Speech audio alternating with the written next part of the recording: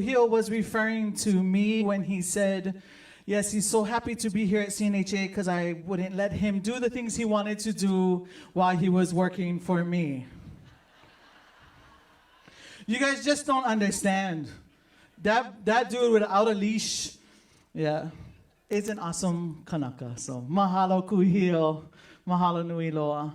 And also to Chris Tatum, I went to the other school on the hill, away from you, Moanalua High School. So, sorry, Radford.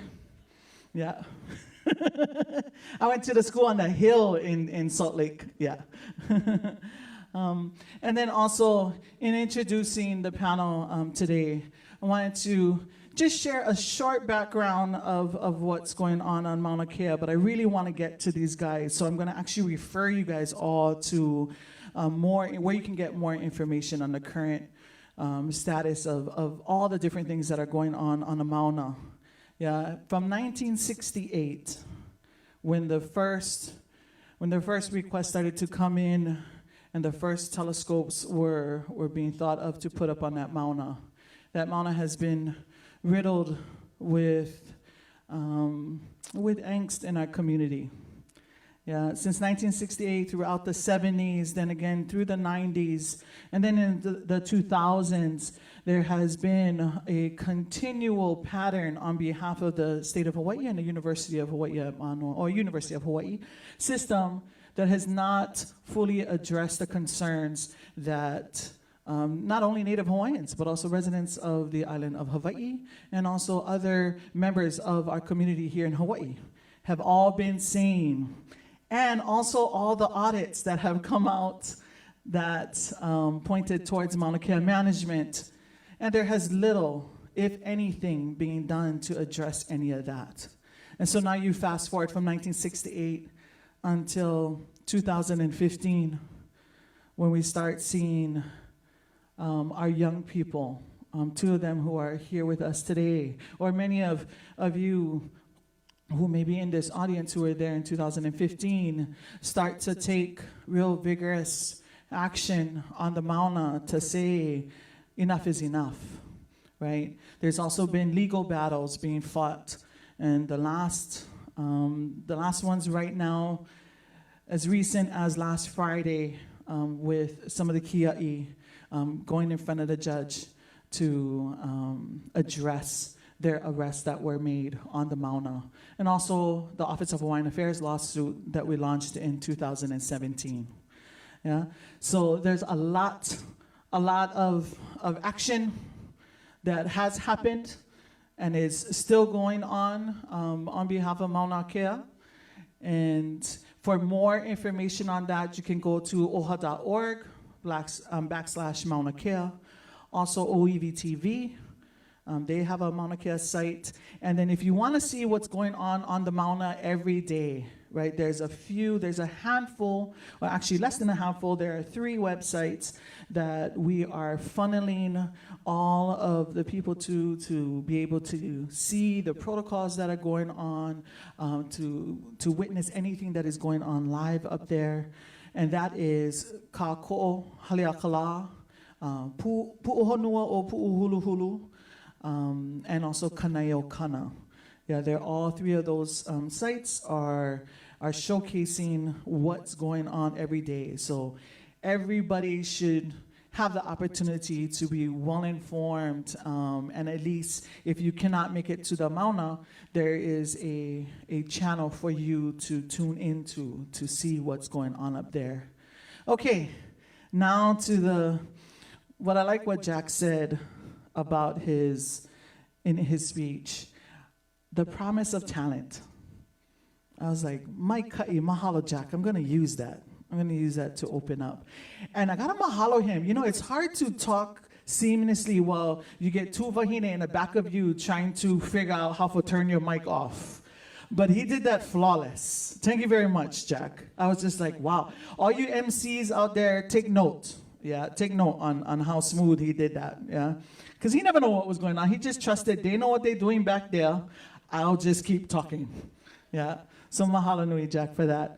But the promise of talent and what we have showcasing itself every day throughout our Pa'aina and throughout the world, being led by talent, and talent bred in this inspiring speech, this inspiring behavior, this inspiring steadfastness that is that we are all witnessing and becoming a part of.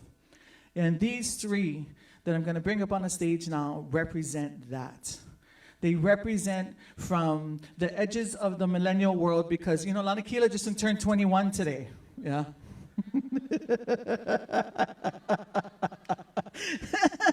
Even he was shocked to hear that. But so Lanakila and Kaho'okahi representing, you know, that edge of our Kaya Ulu, yeah, and our Kanaka, and of course with Dr. Noinoi Wong Wilson representing our kupuna here today. So without further ado, I'd like to bring up first our kupuna, Dr. Noinoi Wong Wilson from Kailua, Oahu, who now resides on Hawaii Island.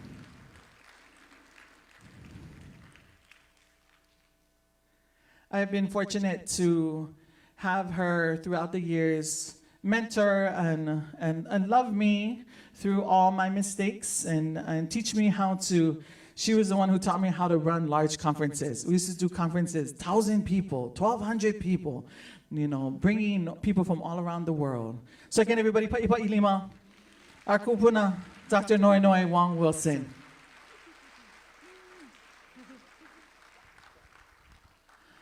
Next, we have the birthday boy. I know him as one of the most fabulous hula people that I love. I love to bear witness to his ceremony. And every time I see him in ceremony, from the first time I saw him, and many of you might remember in 2015 when that video got released of the groundbreaking on the Mauna, and you saw this man just kind of appear so ferociously and so honorably in honor of his kupuna. Yeah, from Hamakua, Hawaii, Lanakila, Manuel.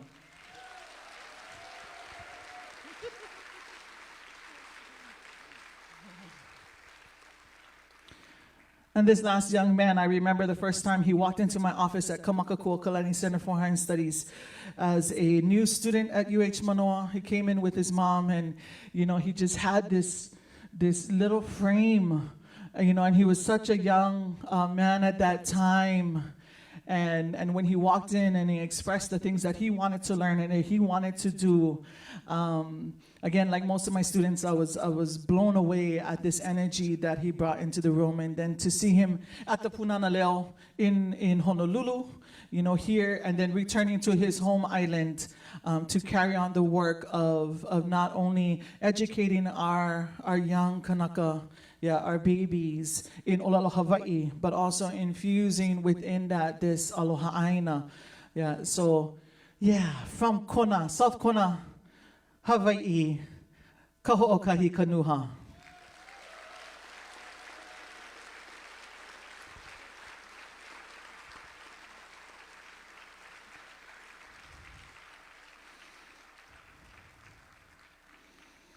Mahalo e Kaho'okahi. I think he hates when I tell that story of him being young coming into the office for the first time. But I'm going to keep telling it because it's a fond memory. I'd like to warn the CNHA people, staff members in here. I have my phone to tell me time, but if one of you guys like sit in the front and tell me when to cut off the time, because Mumbai, this is going to be the all-day panel. Yeah.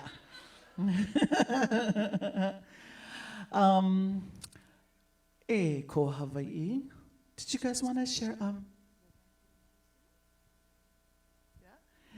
Okay, so this is pop quiz for the audience time. Yeah? To see if you guys was paying attention on the Mauna. Yeah? We're going to share with you something. And again, this is part of how our Lahui is reclaiming not only our history, but also taking control of our destiny. Yeah? So, Oli mai kako.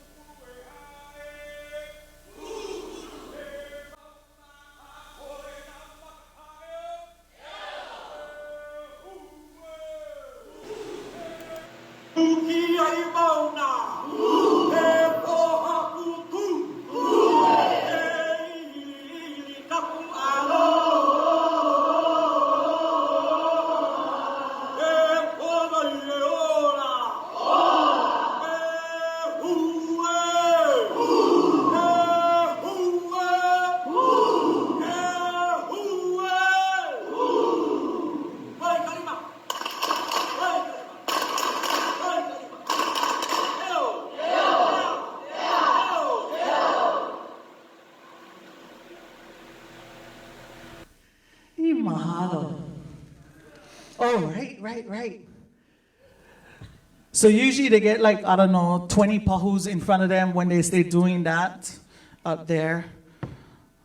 But welcome Hawaii, to Oahu, to Honolulu, to share your mana'o this morning, to share your ike this morning. We are experiencing a phenomenon unlike any other that we have experienced in our lifetime. From both kupuna to keiki, this is something that is happening within our lahui that has kind of taken hold, has brought focus to many of us, not only on the mauna, but it has spread throughout our communities and so forth.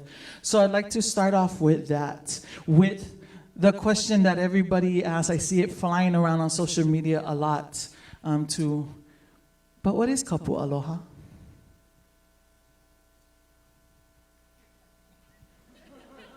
I get to go first because I'm the oldest.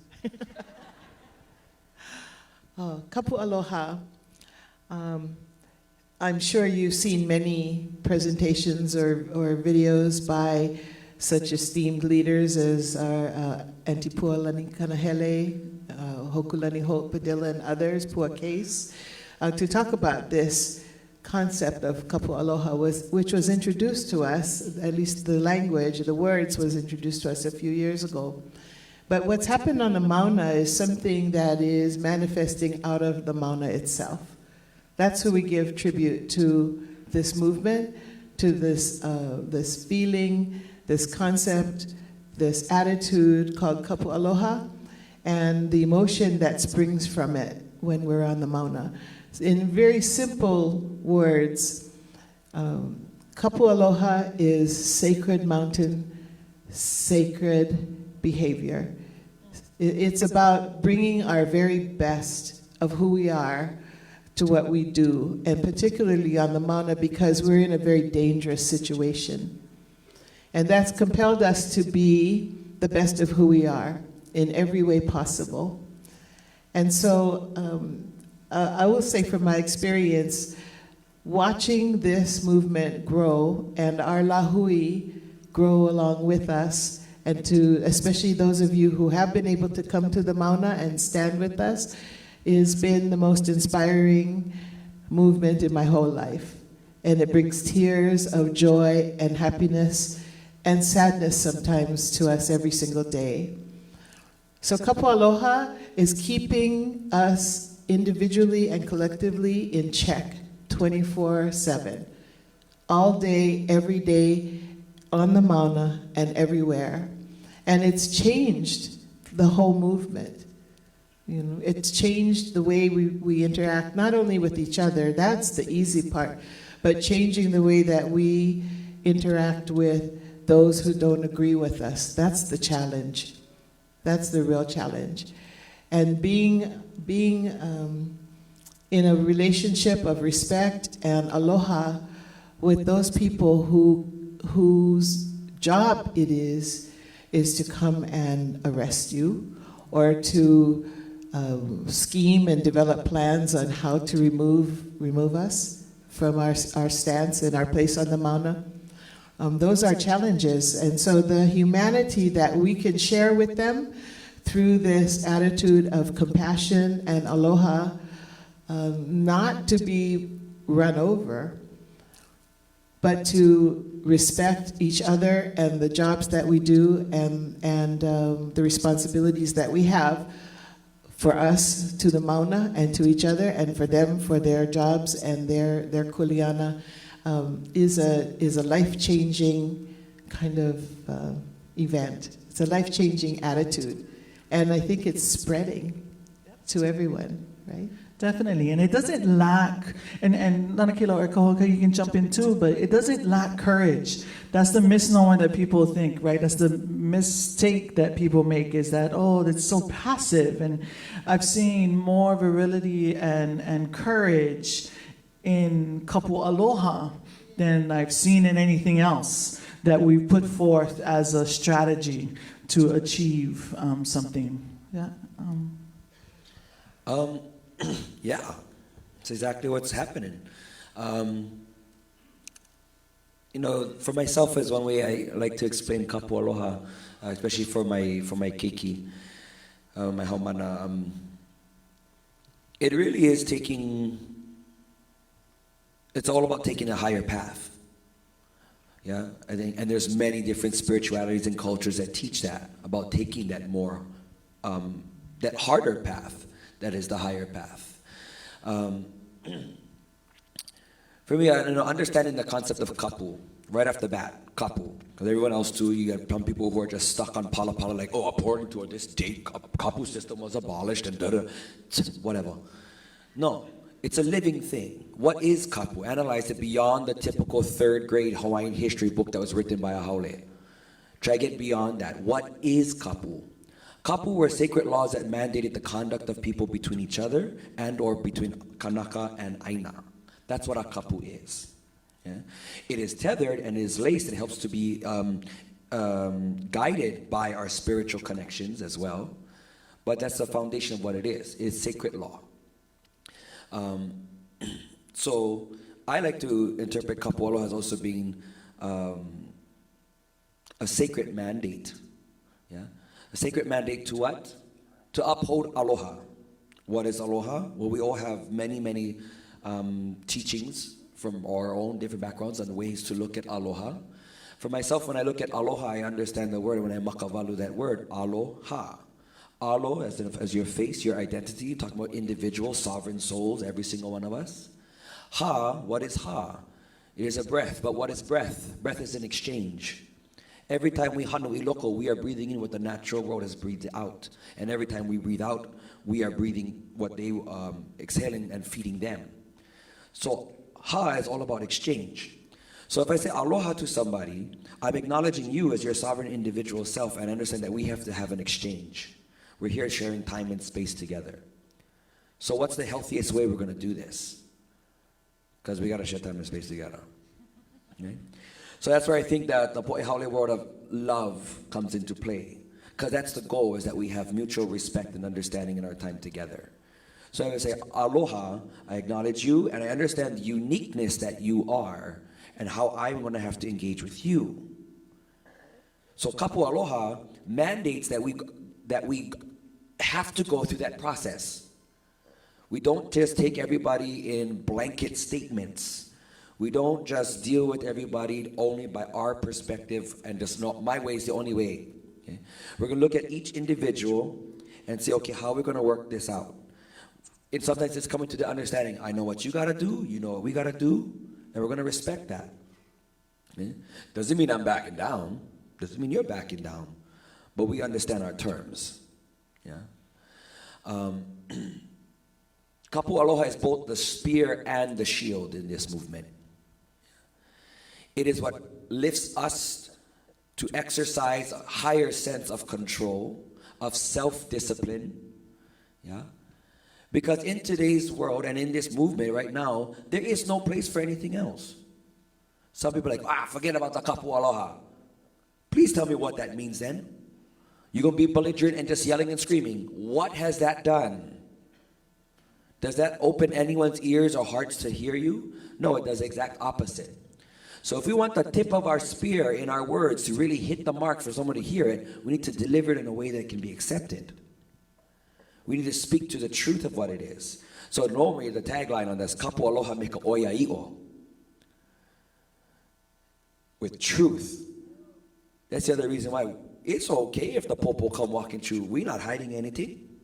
Okay? We're not hiding nothing. So to stand in that way, it's everybody exercising ourselves to lift ourselves higher than our reactionary. Yeah?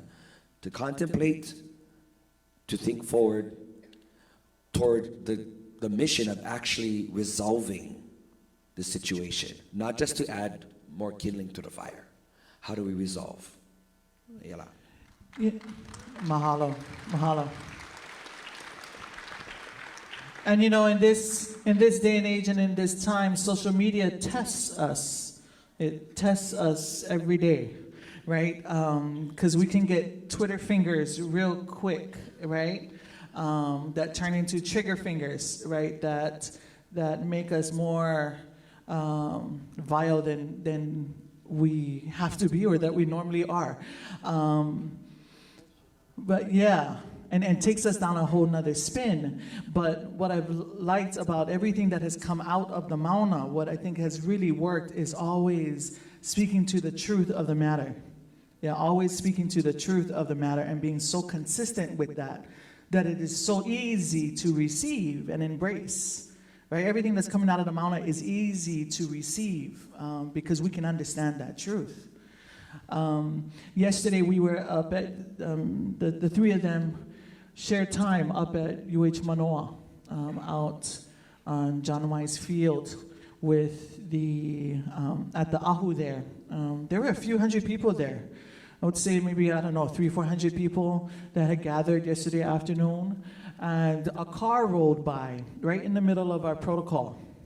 A car rolled by and started to yell. They opened the door, literally opened the door on the street and yelled out, build a telescope, just very taunting, right? And I was kind of shocked. We're in Manoa.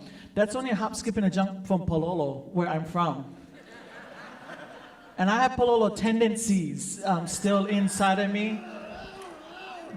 Don't let the pretty dress fool you. But it took everything in me, and Nanakila quickly was like, the aha is not done. And everybody just focused, laser focus. We have a kuleana, we have a duty, the aha is not done. We are not through here. We have something, do not pay attention to the distractions that test us, right? Because we are disciplined. We come from Kapu Aloha. To have seen that, right? I've seen it on the Mauna. I've seen it in different situations, but just yesterday, as late as, as early as recent as yesterday, that has happened. And it was so quick. The whole 300, 400 of us, usually that's not going to happen. We're going to have one person who's going to go, crazy and chase the car. That would have been me yesterday. Yeah, that was going to be me yesterday. But no, we are in the aha. We are in Kapu Aloha. We have a mission. Don't distract yourself from all of that. So mahalo. Mahalo again for that lesson.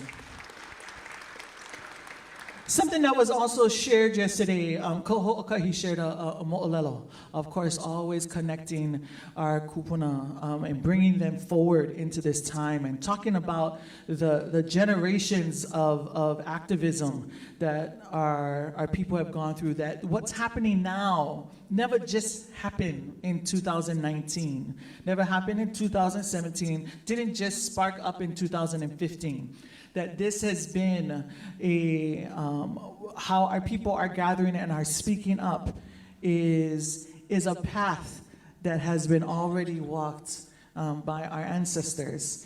And he brought forth some mo'olelo and introduced us to another wise saying, another call out of James Kauli'a, which we all famously know. One of his scenes was until the very last aloha aina.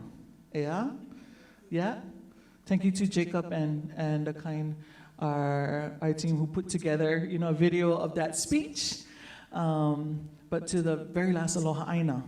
Yeah, Ko'oka, you want to share a little bit of the context of where people are today and what you have seen and read and know of what our people were and are? Aloha nui kākou.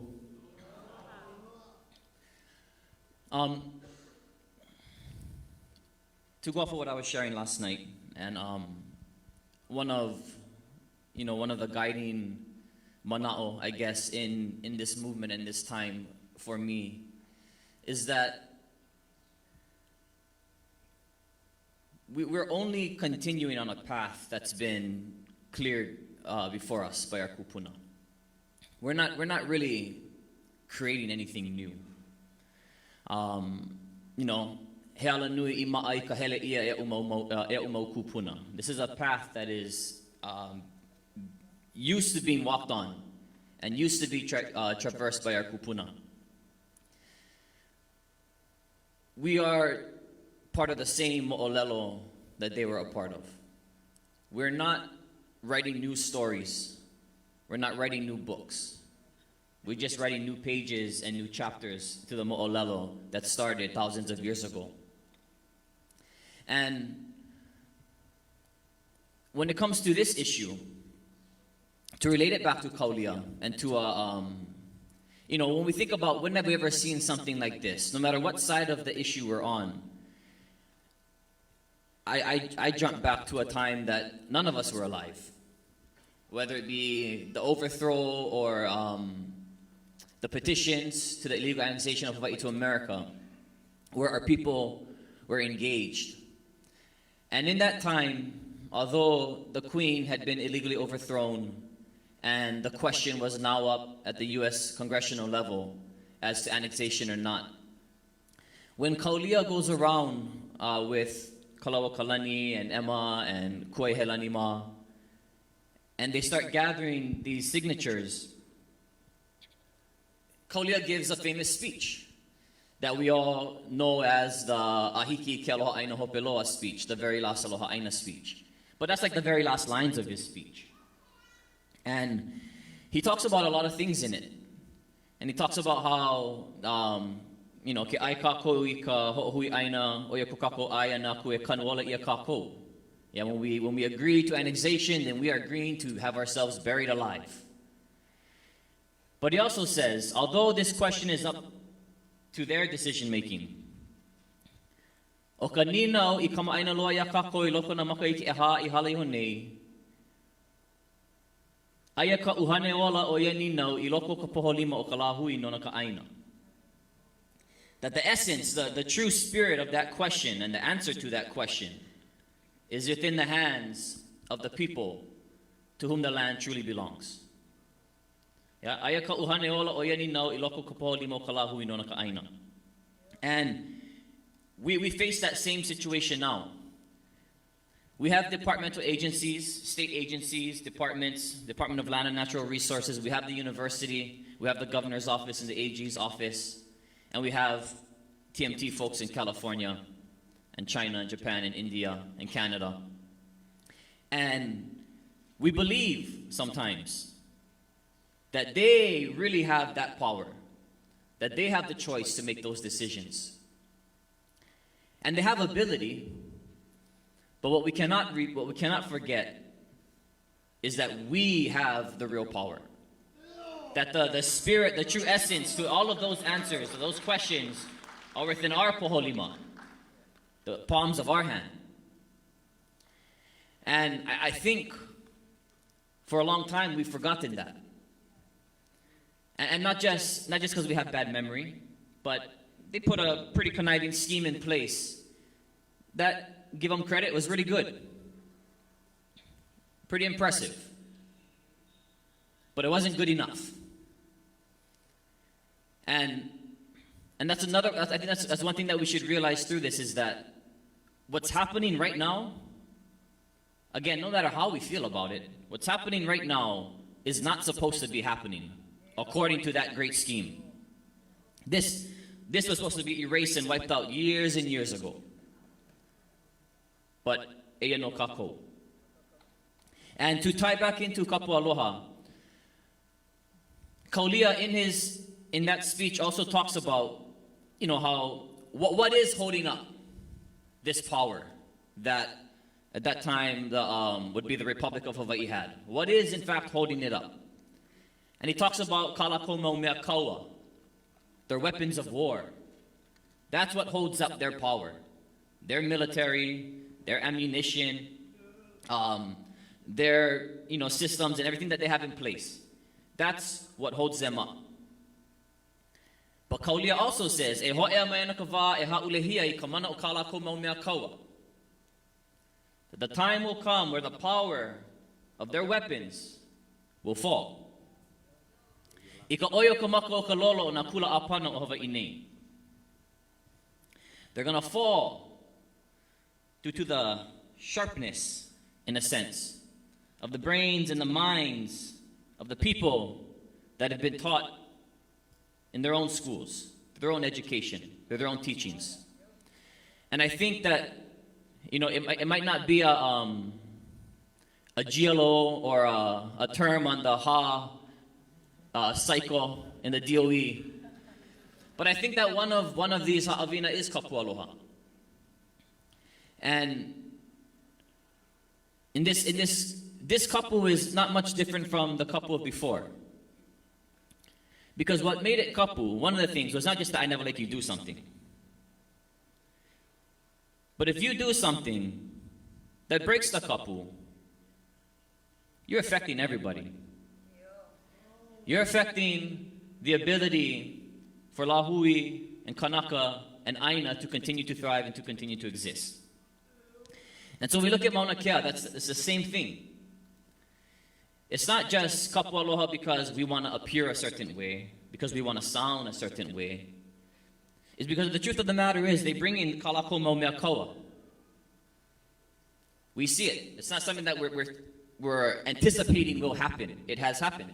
They got their guns everywhere they go. They got their LRADs, they got their batons, they got the mace, they got the pepper spray. They have all the police toys that they have. And if one person, cannot commit to Kapu Aloha, and they break that kapu, then it's the same thing as that one person going and cleaning out all the fish from the ocean. It's the same as the person going and kua'ana ina kumuniu and desecrating the lo'i. Because now people are affected by that. We cannot continue to live, cannot continue to thrive and survive. And so I think that's a greater part of Kapu Aloha is a true commitment to each other. And that we know that it's way beyond an individual on a Kanaka level. But for me to break that kapu puts everybody in that position in danger. And I think that's one thing that people maybe don't realize. We see the videos and we see the cops and they honey and we hug and we shake hands and we talk story. And yeah, we've spent a lot of time and a lot of effort nurturing those relationships. But the truth of the matter is, when they come, they're coming. When they get the order to make their arrest, they're going to make their arrest. If they get the order to pull the baton out of their pocket and start whacking people, those are things they're going to do. They're going to follow their orders. So, is it an intimidation factor? Yes, but are they bringing it just as a visual intimidation? No, they bring it because they're prepared to use those things. And so, again, no matter where we stand on the issue, I think people need to realize the true commitment that people on that Mauna make day in and day out, week in and week out, month in and month out. When the kupuna sit under that tent, you guys, there's a sign that says, if you sit under this tent, you are subject to arrest.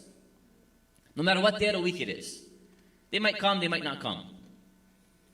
But the kupuna sleep up there with one eye open almost, because they sleep in the middle of the road.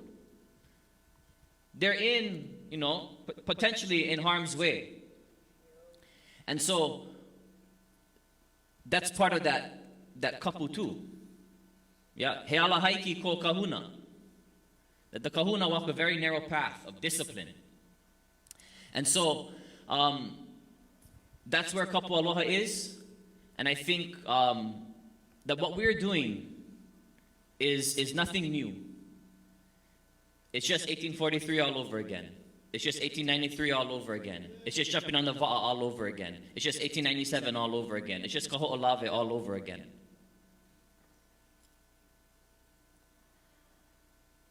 But we've never seen this many people jump in. And so therefore we've never had as much at risk, perhaps at the same time, because of all those that are involved. And so for that reason, among others, Kapu Aloha, like Lanakila said, it is the shield, it is the ihe, it's the la'au palau, it's the ma'a, it's the pahoa, it is every weapon we've ever had. But in this time, I think it's a little bit better. Oh yeah, oh yeah, oh yeah.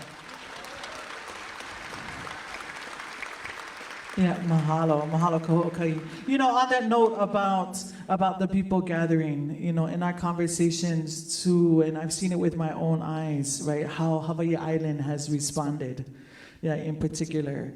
You want to talk a little bit about that, Noi Noi, about just that that continual kako'o and kokua that has come in the type of support that has been given. I mean, not only from Hawaii Island people, but of course Hawaii Island people are taking care of you all on the Mauna, but everyone from across the world. Yes, I know Kaho'okahi has mentioned this before. The first night, July 12th, 13 cars and 33 people. And I remember at the very first meeting we had that night when he put out the kahea and we all arrived, he said to us, if we can just get 200 people to commit to this, we might be able to do it. We might be able to hold them off for 2 or 3 days or maybe a week. Kaho'okahi, you need bigger goals. Yeah, you need bigger goals now. Yeah. And some of us had to go run home and get our camping gear because we weren't sure exactly what we were doing, but we were ready to follow. And so that was on a Friday night, right? By Sunday, it had, there was a vigil, people started to arrive, and suddenly the lahui was there. And I remember the early days when vehicles would just arrive there at our encampment in the parking lot at Puhonua. It wasn't Puhonua then, it was just Puhuluhulu, the parking lot there. And literally families would arrive, open their vans, and bring out, 30 cases of water or food. Or they go to Costco and they'd bring us 30 chickens from Costco line, right? And so we had to put up tables and feed the people that were there, and it was happening over and over and over again, much to our amazement as we sat there and we watched the lahui arrive. I think we would not be able to be standing this long to sustain this movement. 73 days, is it today? 73 days today.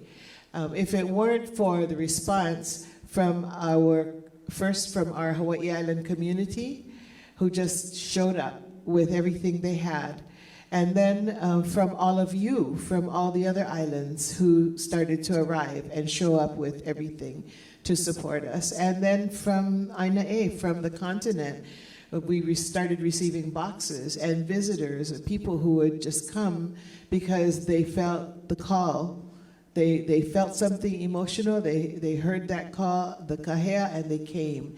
And to this day, we're able to sustain ourselves with a little bit of help from some of the organizations, but really, truly, because individuals are there and committed. And we have so many stories about people and their individual commitments, families, many who have given up their jobs, like some of the people here on the stage with me, because they believe in this. And it's a hardship on their families, their loved ones, but everyone's in. Everyone's in. I'd like to really mahalo that. And again, keep going with the applause, because when they say about sacrifice and really truly committing to now being at the forefront not only of a movement, but taking that and going island to island and educating our lahui who's coming out in masses wherever they show up. We had Kapolei a couple of weeks ago. I think we had 800 people putting the school, never know what was actually happening at the school. Yeah, we had to tell them after, oh yeah, we have Mauna Kea people in there, and then they got scared all of a sudden. But we had 800 people singing, chanting, learning, right? And the continuous dedication up on the Mauna with their families, away from them at times, and just being intermittently able to return back home and return back down to you guys, Aina. So mahalo nui for that. I just want to, mahalo. I just want to chat a little bit about one other thing that I think is important to this movement, and that's our kupuna. Yeah. And the stance that they've taken. I don't think it was actually part of the initial plan. Yeah. But I was like, go get them kupuna, look at them. They're fierce. Yeah, I try to talk You them guys, down. you guys. Oh, well, Yeah, me too, you but too. You no, I fierce. try to talk them down, and I cannot. They tell me no. But this, Kupuna have always been there. We've been on the Mauna with these young people since they took their stance in 2014 and 2015. Many of us, okay, now I'm talking about my generation, I graduated from high school the year that the first telescope was actually built up there. So we've lived with this issue of telescopes our whole adult life. But when these young people, these two in particular and many others, there are many others, we just get to be the faces of the people up on the Mauna. When they took their stance in 2014, 2015 and lived up at the 9,000 foot level, which believe me, if you haven't tried doing that, that's a wauakua. That is not a place for people to be living. And so many of us would go up and try and support them as often as we could and participate in whatever events that were taking place. But this particular time, this particular movement right now, because it's occurring down at the 6,500 foot level, still high for many people, but easier for us to access. And down at that intersection of the highway and Mauna Kea Access Road, it makes it easier for kupuna to be there. And in fact, that's why the Ahu was built 20 years ago, when we were still fighting other telescopes which have been built. And kupuna couldn't go up further up onto the Mauna where the action was taking place. So Royal Order built that Ahu, so we would have a place to do our pule, to focus and to meet and to do our ceremonies, and we've been doing it continuously since then. But on this one, at the very beginning, I'll just tell you my little story. On the 17th, well, it started on the 15th when some of our people tied themselves or locked themselves to the cattle guard, and we sat with them all day. And then nobody can remember what happened on Tuesday. I don't know why. But nobody remembers what happened the next day. I think we just were preparing for what we knew was coming. And Wednesday morning when we woke up and we saw that we were going to be welcoming law enforcement onto the road with us. And we took our stand. And I remember sitting there in the wee hours of the morning. You'll see pictures of us wrapped in blankets and sleeping bags because it was freezing cold. And we took our seats, and then as the sun came up, somebody got the great idea to cover us with pop-up tents because now it was getting a little warm and the sun was shining down. And then we spent that day, but as we gathered that morning and the kupuna all lined up on the road and the young people, all the opio in front of us, one of the kupuna I remember said, wait a minute, we cannot have all of our leaders and young people arrested on the very first day of this movement. We cannot have that. So the kupuna said, yes, get off the road. You guys get off the road. We'll be arrested. And I'll tell you, talk about Kapu Aloha, if that was not the defining moment for this event. I remember Kaho'oka, he got up and he said, the kupuna said to get off the road and to be silent, to sit on the side, don't draw any attention to you, and let them sacrifice and be arrested. And it was the saddest and yet proudest moment of that whole time. When everyone just silently moved to the side of the road, there were tears shed. Some of the people said, no, we can't do that. And the kupuna said, no, you will. You will do that. And you will be silent because we don't want any attention on you. We don't want you to be arrested, and we will. So we negotiated that a little bit with our dole care officers. And you've seen that video, I'm sure, with Lino Kamakau, the great-great-grandson of Samuel Kamakau, our great historian, who wept and said, please don't do this. Please get off the road. I don't want to do this. And we said, love you, Lino. We're not going anywhere. And we've had, and that was how it started. You know what that taught many of us, and how many of you had watched that live? How many of you in here had watched that live that morning? A bunch of us were down at DLNR actually that morning from 6 a.m. Waiting for Chairman Case to come in. Myself, Hina, Auntie Vicky, them, Auntie Mapu were there, and we watched it live. And what it shown us a couple of things. One, the tremendous discipline that our kupuna placed on everyone else there, right? That it was hard for the young people to just sit idly by and watch as each of them were not only, because the taking away didn't happen quick. There was time where anybody could have did anything, and it could have went wrong real quick. It could have got nasty real quick.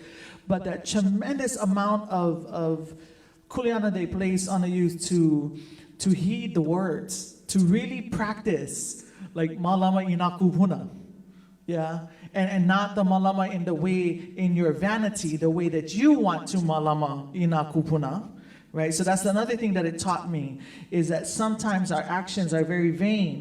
We react out of our own need to express our emotions, our ideals, our values. We have that urge, but to see that as, no, that would be selfish of you to do that at this point. Sit, be still, do not draw attention to yourself, right? Humble yourself to our words. And our words are, our kawoha to you is, and if you say you believe in this kind of action, malama aina aloha aina, you know, then malama ina kupuna will be the next one that you have on that list. Then listen to this. And it was hard. We lost it at that part here, just seeing all of that. But it was also, again, just like you said, one of the saddest and most proudest moments that we've witnessed with our own eyes, you know, to see that come through. And mahalo to Oyu Kupuna for being so, now we've seen the kupuna up there be very, the disciplinarians, the kupuna with, you know, the wise teachings up there, and we've seen you guys get all kolohe too. So I think we've seen the range, especially when, you know, the bands start coming up and they start skanking up there. And, you know, if you go up there, you cannot hula hula on the ala kupuna. You know, you got to sit back, stay back, and then let the kupuna have their area. Yeah, so know that that's protocol too. Yeah, so they can all dance with Damian Marley. Yeah. And Catch a Fire and the Common Kings and everybody else. Or greet The Rock and Jason Momoa. Yeah, you know, Mike Kai. Yeah, that's Noinoi's job. To be the official kupuna greeter to all the stars that come and visit there. But one thing about that, you know, people were saying bad things about that. Yeah, like, oh, what is all, you know, so this is all hype, right? The Rock come, Jason come, you know, all this stuff, you know, why is that all happening? But what I've seen is they've been moved. I've spoken to a few of them who have made vigil, like made a path clear to Mauna Kea because they've been inspired, right? And there is another action going on with our cousins in Aotearoa at Ihumatao that have brought themselves and aligned themselves with the actions that are going on in Mauna Kea and in support of and then in need of, right? There's this sharing of not just ha, but it's sharing of mana that's going across our oceans, across the Pacific, and feeding. The Mauna is feeding not only us and our movements, but it's feeding across the world.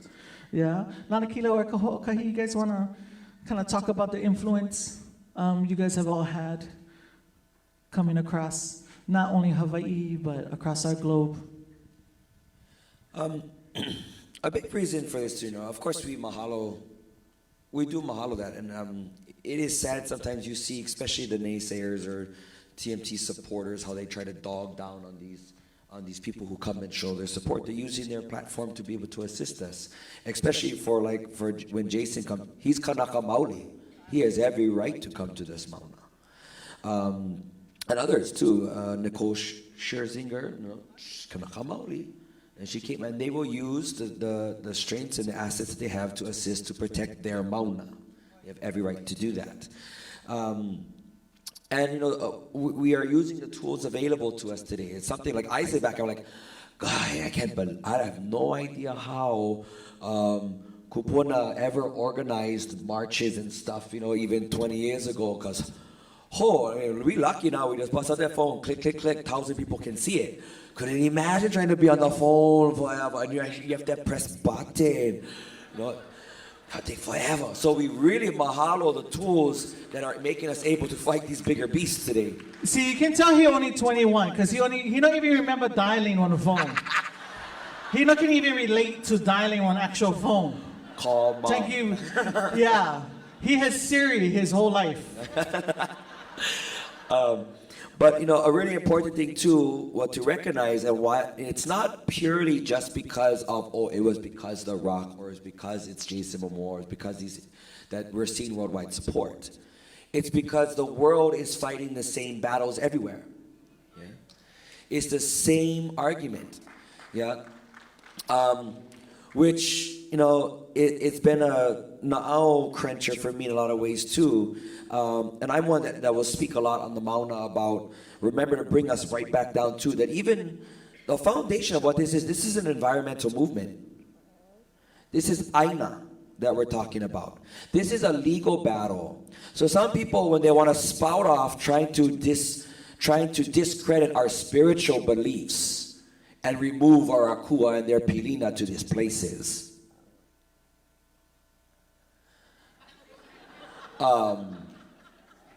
you're missing one of the big points.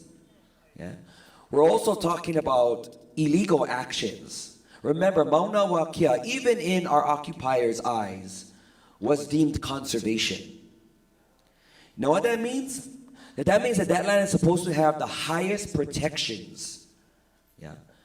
So we've seen the corruption of the state from back in the 60s and continuing. It's perpetual corruption that has degraded the laws that protect this Vahipana. Yeah? It goes back down, I've shared it, in some cases when we win this battle, part of what are we going to gain in some ways? We're not gaining millions of dollars. We're not gaining anything like that.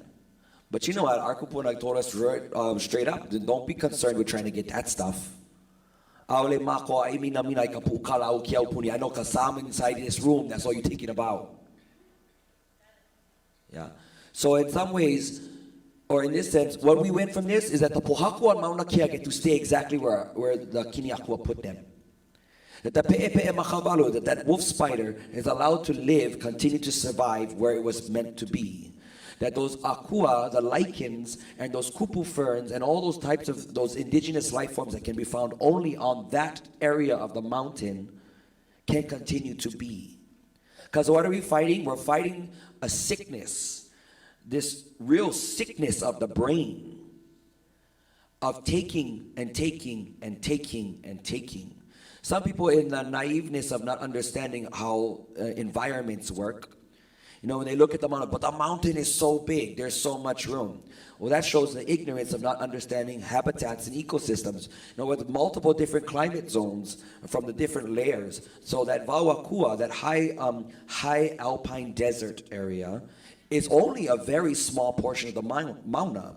So therefore, the animals and plants in that unique ecosystem up there is isolated only to that region. The animals, the plants, the insects, and other life forms that have evolved there have evolved specifically to that Mauna and cannot be found anywhere else. So what's the sickness of man? I'm going to get myself in there following the same pattern of a virus.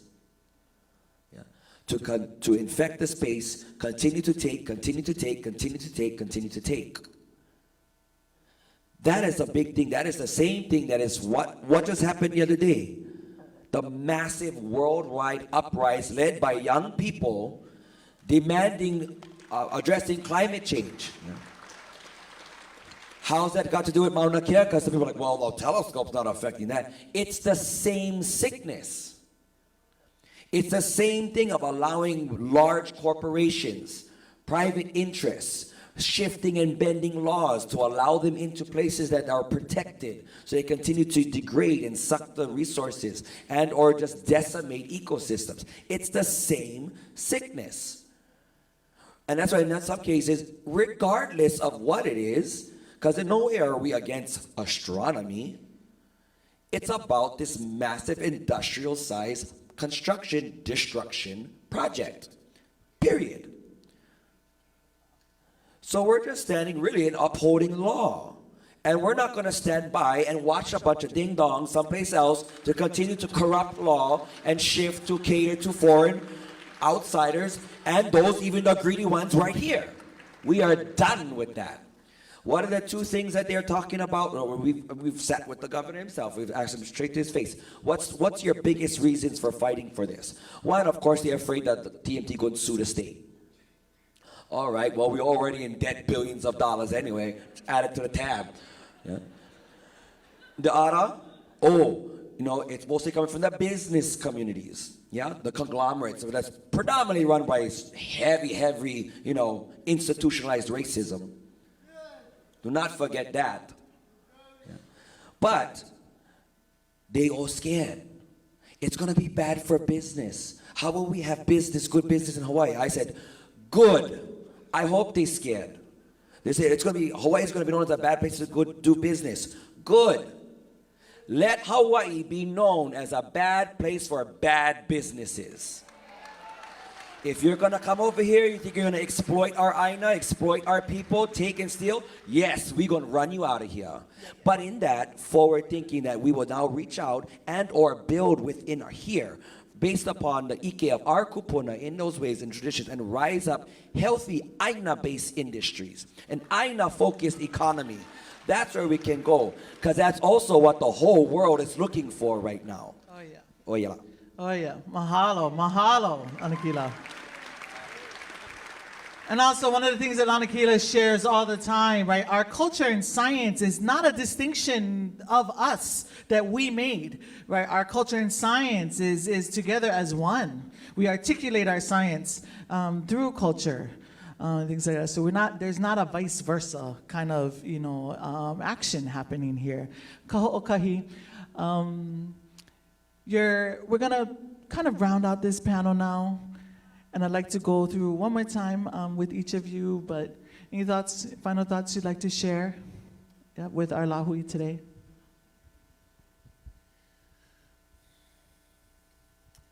I think there's two issues that are real obvious in this situation. There's the issue of Aina and there's the issue of Kanaka.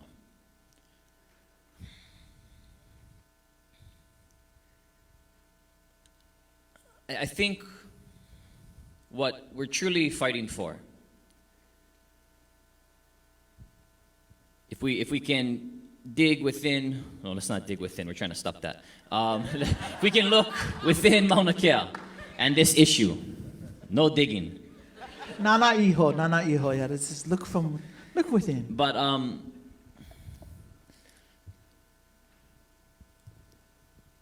to me, it's about being recognized as a real people who has a real history, who had a religion and belief system that's just as real as, the one with the guy walking on water, and that we continue to exist as that type of people. Now, we know that Mauna Kea, among other lands, are national lands. And we know, even according to the Apology Resolution, the language in there that says that Native Hawaiians have never relinquished their rights to their national lands. We've never given that up. There's no legal mechanism or vehicle that can justify the legal taking of those lands. Those are ours. They've been mistreated. They've been mismanaged. They've been exploited at the expense of Aina and at the expense of Kanaka. And so, for all of us, many of us, if not all of us, sitting in this room, especially under a title of a conference being hosted by, the Center for Native Hawaiian Advancement. That's what's happening. We are trying to advance ourselves back up to a level where we do have a voice, where we do have claims to these lands, where we can determine for ourselves our own destiny and our own future. Whether that's our educational systems with Olelo Hawaii, whether that's the treatment of our lands, whether it's rehabilitating ourselves and all the different issues that we face in our communities, we are trying to reclaim our rightful position in our homeland, not exclusive of anyone else. But the apology resolution didn't say that anybody else never relinquished those claims. We haven't.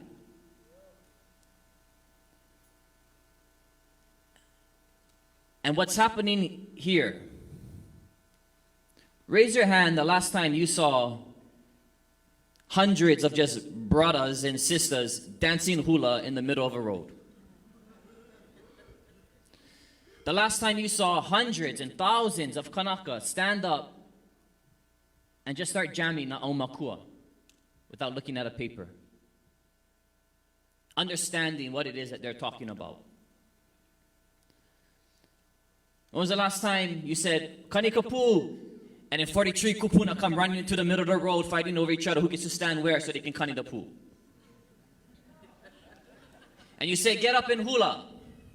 And people like myself, who are very unskilled in that part of our culture, do it. They get up. I mean, last night at UH, 300-400 people. Lanakila says you're gonna teach them all hula. Everybody stands up.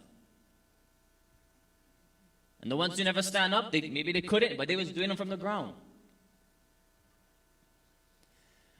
When was the last time we saw our people, right, who stereotypically are not too interested in school and don't do too well over there, but running to Pu'uhuluhulu University to sit down with this professor, to listen to this Kanaka, to listen to that auntie and this kupuna? Interested. They want to know.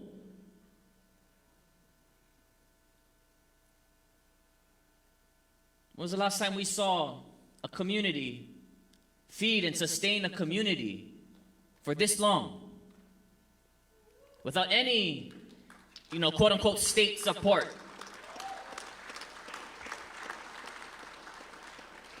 There have been institutions and people and communities that have supported this, but no money is coming from the guy who never showed up today. They're not touching those. Is this where it's supposed to be sitting? But what's happening though, because I can see both sides on the telescope issue, don't get me wrong. I'm not saying it's the stupidest project to ever exist. Can there be some value that comes out of it? I'm sure there is. And I'm sure some people would love what comes out of it. In Spain. But we're not looking at the telescope. It's not always like what you do, but how you do it. And where, right? Time and place. But through all of this, we've never seen our people be so comfortable with being our people. We've never seen Hawaiians, since the time that the state would say the real ones were alive, where Hawaiians feel so comfortable being Hawaiian, feel so proud to be Hawaiian, and want to continue to be more Hawaiian. The trend that we've experienced has been the Hawaiians trying to become less Hawaiian and try to fit in and assimilate to these different circles that aren't ours. And now we see the reverse. I said on Maui, I think it was a couple weeks into the movement, we went over for a march, like 7,000 people on Maui. And if we was on Oahu, we'd be talking about how much people that is. This was Maui. A little bit less people. Maui no ko'oi. I'll give them that.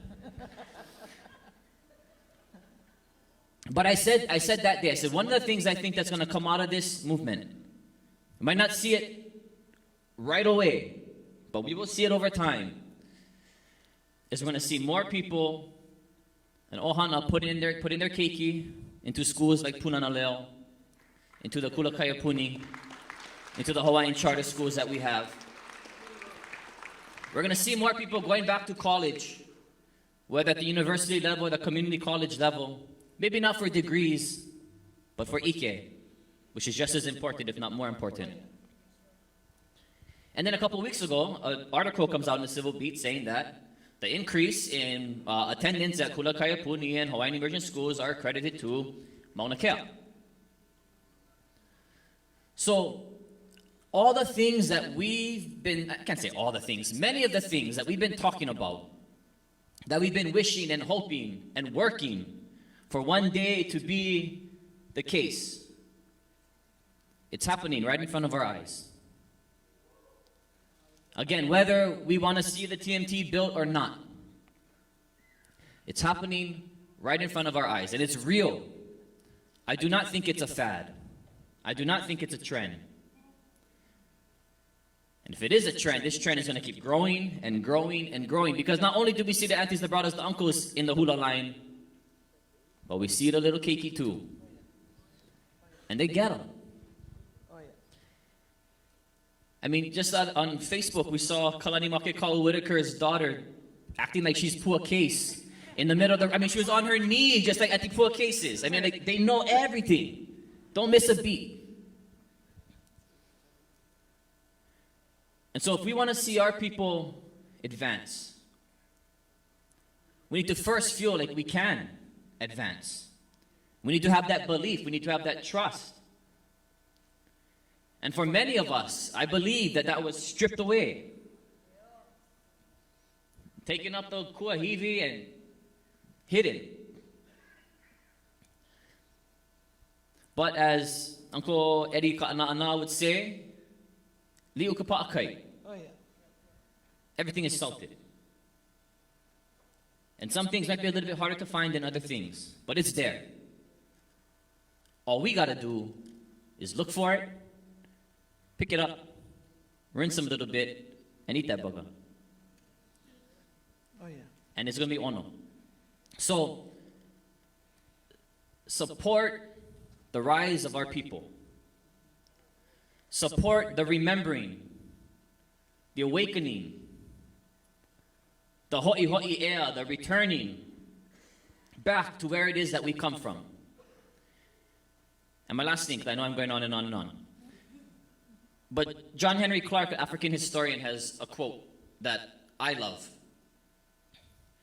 And it talks about history, on how history is like a clock. It tells people their political and cultural time of day. History is also like a compass. It tells people where they are on the map of human geography. History tells the people where they have been and what they have done, and who they were, where they are, and who they are. But most importantly, history tells the people where they still must go and who they still must be. And what we see here, I think, is a remembering of our history. And that remembering is helping us better understand where we are and who we are. And once we get to that point, like John Henry Clark said, then we know where we need to go, what we need to do, and who we still need to be. And I think that what's happening on Mauna Kea is our people locking arms, not just in the middle of the road to stand, but locking arms and walking on this ala I vaile mua ia e koka ko mau kupuna. This ala I maa I kahele ia e o mau kupuna. Real power is being built. Real unity is being built. And we've achieved more in 70 days on Mauna Kea than many of the things that we've worked for the past 70 years. The truth is, if people were not on that mountain, our mountain would have been desecrated already. Machines would be digging into that mountain right now, as we speak. But they're not. And it's not because of a moratorium. It's not because of a legislator. It's definitely not because of a governor. It's not because of any policy or any resolution. It's because Kanaka, regular, average Kanaka, not just the doctors, regular people have stood up, stood together, have taken a stand, and we're going to continue. And in the end, I know and I believe with all my heart TMT will not be on Mauna Kea, and our people will be in a much better position than we've been for over 100 years. Mahalo, mahalo, mahalo. Again, everybody, a round of applause for our me'e kolu. Ya kuilu na kako. Meka ha'aheo ma hope o ke ia mau kanaka, ke ia mau aloha aina. Hu ke kahi ona la ina la'a pau malama aina kako. Yeah. Again, mahalo, mahalo nui to Kaho'okahi Kanuha, Lanakila Manuel, and Auntie Noi Noi Wong Wilson. They will be here throughout lunch, so we can see them, but you can also see them on the Mauna.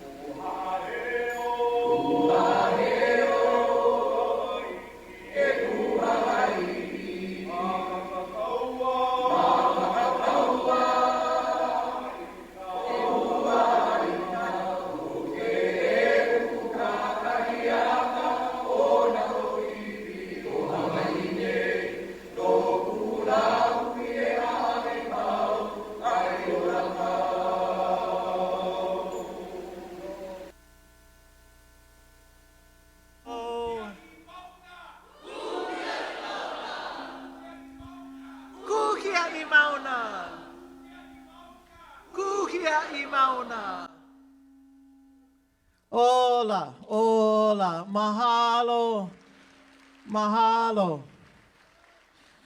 Again, everyone, for more information on what's going on in Mauna Kea, keep active on Facebook and IG, Pu'uhonua o Pu'uhuluhulu, Ka Ko'o Halea Kala, Kanai o Kana.